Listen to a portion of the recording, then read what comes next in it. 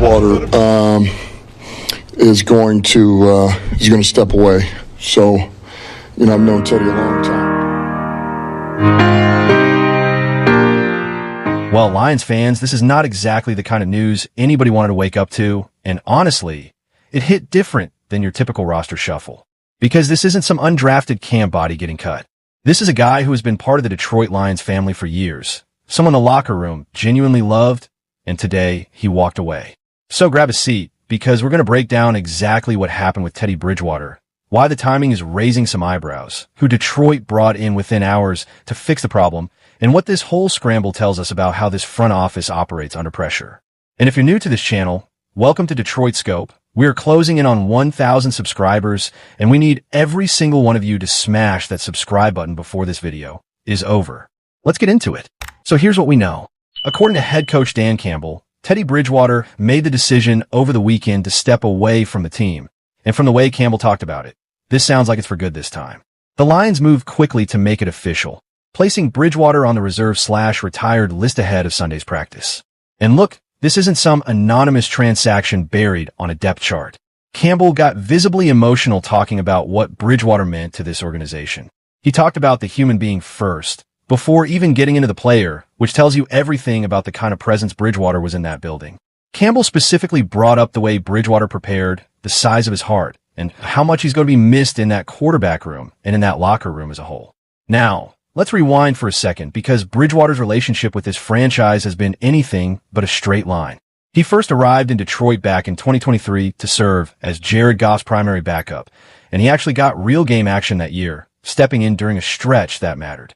He retired for the first time at the end of that season, went back home to South Florida, and took over as head coach at his alma mater, Miami Northwestern, leading them to a state championship.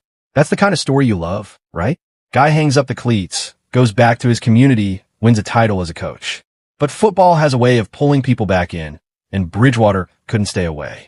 He unretired, rejoined the Lions in December of 2024, actually saw the field again in the playoffs against Washington, then left for a one-year run with Tampa Bay in 2025 before coming right back to Detroit this offseason on a one-year deal worth just under $2 million. 3 different stints with his franchise. That's not a guy who just shows up for a paycheck.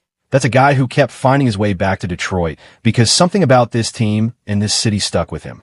But here's where things get a little murky, and it's worth addressing directly because Lions fans deserve the full picture, not just the feel-good version.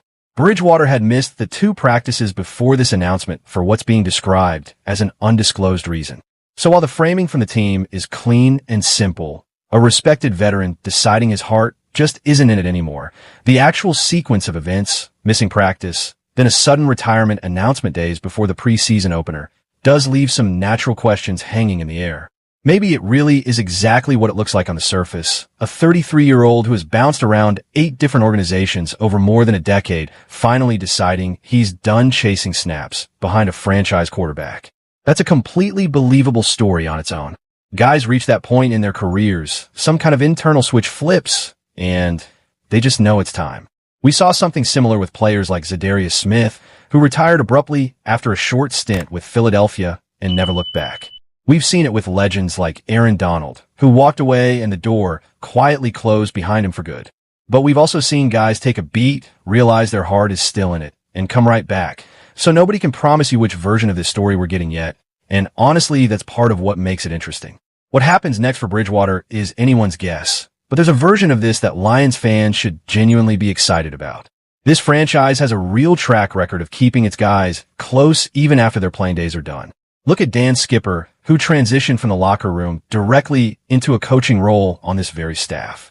There's a real path here for Bridgewater to eventually return to Detroit in some capacity down the line, whether that's as a quarterback's coach or something bigger, especially given how much respect he clearly has in that building.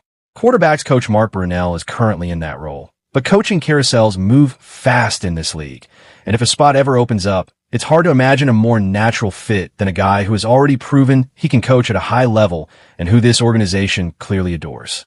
So don't be shocked if a few years down the road, Teddy Bridgewater is back in Honolulu blue, just wearing a headset instead of a helmet.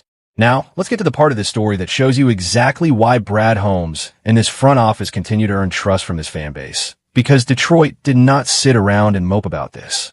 They moved immediately. Within hours of Campbell's announcement, the Lions had already agreed to terms with veteran quarterback Josh Dobbs on a one-year contract. And this wasn't some desperate, throw-a-dart-at-the-board move either. Dobbs signed for $1.425 million, with $475,000 fully guaranteed, which is a real, meaningful commitment for a backup quarterback signed on a Sunday afternoon in the middle of August. That guarantee number matters because it signals the Lions see Dobbs as the legitimate number 2 behind Jared Goff, not just a camp arm keeping a seat warm. And there's a fun wrinkle here for Lions fans who've been paying attention for a while.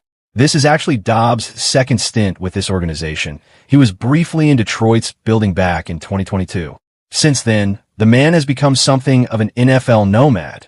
This signing makes him a member of his 9th different franchise in 10 seasons, which is objectively wild for a guy who's still finding steady work every single year. He spent time with Arizona and Minnesota in 2023, famously stepping in during that Vikings playoff push, then landed with San Francisco, and most recently spent 2025 with New England as Drake May's backup, appearing in 4 games and completing 7 of 10 passes. New England actually released him back in March after they decided to keep Tommy DeVito in that role instead, which frees up an interesting subplot because Dobbs also has previous overlap with New Lions offensive coordinator Drew Petzing from their days together in Arizona. That familiarity could genuinely speed up his transition into this offense. Here's what's fascinating about the timeline too.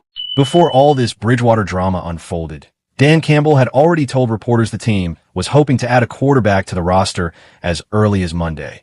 So it's clear Detroit's front office had already been scouting the free agent quarterback market even before Bridgewater made his decision official. Reports even indicate the Lions worked out a couple of other names on the very same day, including former Saints quarterback Jake Haener and UFL standout Jack Plummer, before ultimately deciding Dobbs was the best fit. That's not panic, that's preparation. That's a front office that saw a possibility on the horizon and had contingency plans already lined up before they needed them. So what does the quarterback room actually look like heading into the preseason opener against Cincinnati this week? Jared Goff remains firmly entrenched as QB1, playing at a top 5 level and not going anywhere. Behind him now sits Josh Dobbs as the presumptive backup, with undrafted rookie Luke Altmaier suddenly finding himself in a real competition for reps and a roster spot rather than simply keeping the seat warm for Bridgewater.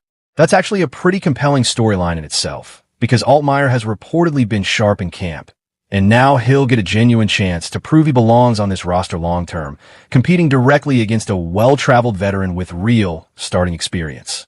Don't be shocked if this ends up being one of the more entertaining subplots of the entire preseason. And Bridgewater's exit wasn't the only roster move Detroit made that day. The same announcement that placed him on the retired list also included the signing of cornerback Ryan Cooper and linebacker Emen Ogbongbemiga, along with the release of Tite and Nick Muse.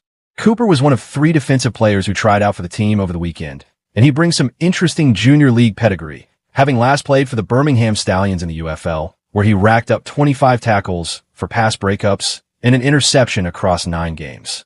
That's not nothing for a guy trying to squeeze onto an NFL roster in August.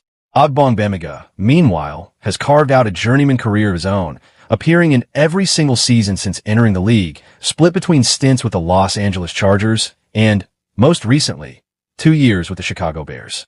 His tackle numbers won't jump off the page at you, but that kind of durability and special teams value is exactly the sort of depth NFL rosters lean on once the games start counting. At the end of the day, this whole saga is a perfect snapshot of what an NFL training camp actually looks like behind the curtain. One day you're celebrating a franchise cornerstone signing the richest running back contract in league history, and the next you're saying an emotional goodbye to a respected veteran while simultaneously scrambling to reinforce 2 different positions on the roster, all within the span of about 24 hours. It's chaotic, it's unpredictable, and honestly, it's part of why we love following this team so closely. Bridgewater's Detroit story might be over on the field, but based on everything Dan Campbell said today, his connection to this franchise is far from finished. So let us know down in the comments what you think really happened with Teddy Bridgewater and whether you're feeling good about Josh Dobbs stepping into that backup role behind Jared Goff. Do you think Luke Altmaier can actually push for real snaps this preseason? And seriously, if you haven't already, this channel is grinding hard toward 1,000 subscribers, and every single one of you hitting that subscribe button gets us that much closer. Like this video, drop a comment, and we will see you in the next one. Take care of yourself, tell somebody you love them, and, as always, go Lions.